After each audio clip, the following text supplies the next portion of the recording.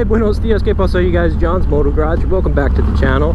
One of the most common questions I get is, John, which bike is better, the first gen Dyna or the late gen Dyna when it comes to doing wheelies, drifts, stunts, all that kind of thing? And so today we're going to talk a little bit about that.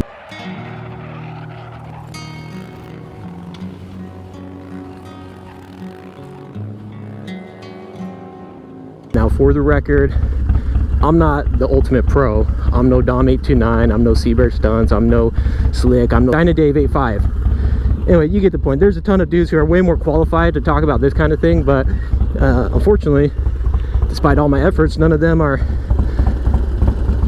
throwing all this stuff up on the YouTube. So I'm going to talk a little bit about it, and I'm going to try to keep it just down and dirty, super basic. So when it comes down to it, I have a 2000 FXDX, so this is one of the older Dynas.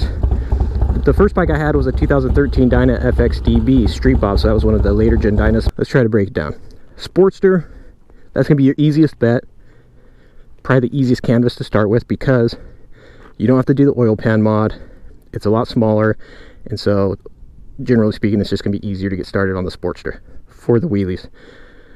These older Dynas are closer to the Sportster in the sense that they're shorter wheelbase, a little bit more narrow. The 5-speed on these for the wheelies seems to make it a little bit easier. You're still going to have to do the oil pan mod. You got to get the carbs set up properly, and you'll have to do suspension and some of those basics, you know, adjust the bars, things like that. The late model Dynas, the newest Dynas that you can get, they're fuel injected. You got a 6-speed, so you don't have to mess with the fuel injection as far as like the carbs, so that's an advantage over the older Dynas. The 6-speed gearing is definitely different, and I started out on that bike, and I feel like it just took me forever to figure out how to even get that bike up on one wheel, but we figured it out. I put a lot of work in on that thing, definitely put a lot of work in on that thing, but I got to a point where I could kind of do the wheelies. But it's a bigger bike, so for me, being a little bit smaller, 5'8", not a really big dude, when I threw a leg over this slightly smaller bike, it just fit me way better.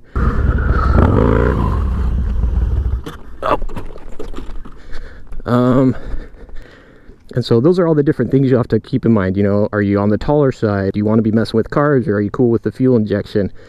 But again, at the end of the day, I've seen people completely tearing it up on any which one. Old or new, you're going to upgrade the rear suspension, you're going to get a newer seat, you're probably going to have to adjust the handlebars a little bit in order to get it set up how you need it set up. You're going to be dumping money into both of them, but which one is better, I think really just depends. Even the Unknown Industries dudes, you'll see a mix of those guys riding the newer Dynas and the older Dynas. So I guess the long and the short of it is there's no correct answer. There's no best option or best bike. It's going to depend on the individual, and some of it may just depend on what's available in your area and what you're willing to work with.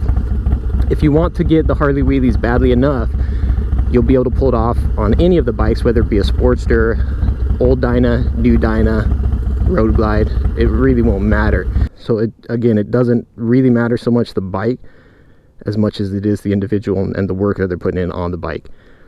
So hopefully that helps out a little bit. There's no clear-cut answer. You just gotta do which one's best for you. Whew. All right, John's Moto Garage, there you have it. Like and subscribe if you dig it. Appreciate the support. We'll catch you guys on the next one. Adios. Nos vemos.